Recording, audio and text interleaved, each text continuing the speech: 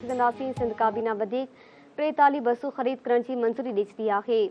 वॾे वज़ीर मादली शाह जी सदारत हेठि सिंध काबीना जो इजलास थियो। सूबाई वज़ीर शर्जील इनाम मेमण जी दरख़्वास्त ते बसनि जी ख़रीदारी लाइ 1 अरब 70 करोड़ रुपयनि जी मंज़ूरी ॾिनी।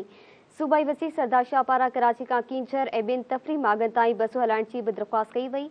पीपल्स बस सर्विस बहितरीन सर्विस ॾेई रही आहे। सूबाई वज़ीर शर्जील इनाम मेमण जो चवणु आहे, अवां खे आगाह कयूं पिया, सिंध हुकूमत कम जो फ़ी मण अघु 302 रुपया मुक़ररु करे छॾियो। वॾे वज़ीर मादली शाह जी सदारत हेठि सिंध काबीना जे इजलास में 20 नवंबर खां पीड़ाई शुरू करण जी बि मंज़ूरी ॾिनी वई। पास्को खां 3 लाख टन कणिक ख़रीद करण जी बि मंज़ूरी। फेबरवरी खां कणिक जी ख़रीदारी जी तयारी शुरू करण जी हिदायत बि कई वई आहे।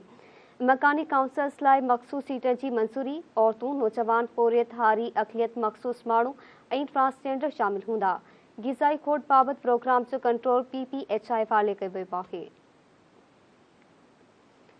सिंध काबीना जे इजलास बाबति अवां खे आगाह कयूं पिया। सिंध काबीना वधीक 43 बसूं ख़रीद करण जी मंज़ूरी ॾई छॾी आहे। वॾे वज़ीर मादली शाह जी सदारत हेठि सिंध काबीना जो इजलास थियो।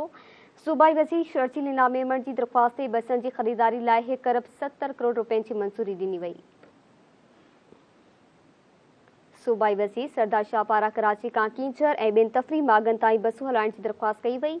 पीपल्स बस सर्विस बहितरीन सर्विस ॾेई रही आहे। सूबाई वज़ीर शर्जील इनाम मेमण जो चवणु आहे, अवां खे आगाह कयूं पिया, काबीना जे इजलास बाबति सिंध काबीना कम जो फ़ी मण अघु 302 रुपया मुक़ररु करे छॾियो आहे। वॾे वज़ीर मादली शाह जी सदारत हेठि सिंध काबीना जे इजलास में 20 नवंबर खां पीड़ाई शुरू करण जी बि मंज़ूरी ॾिनी वई।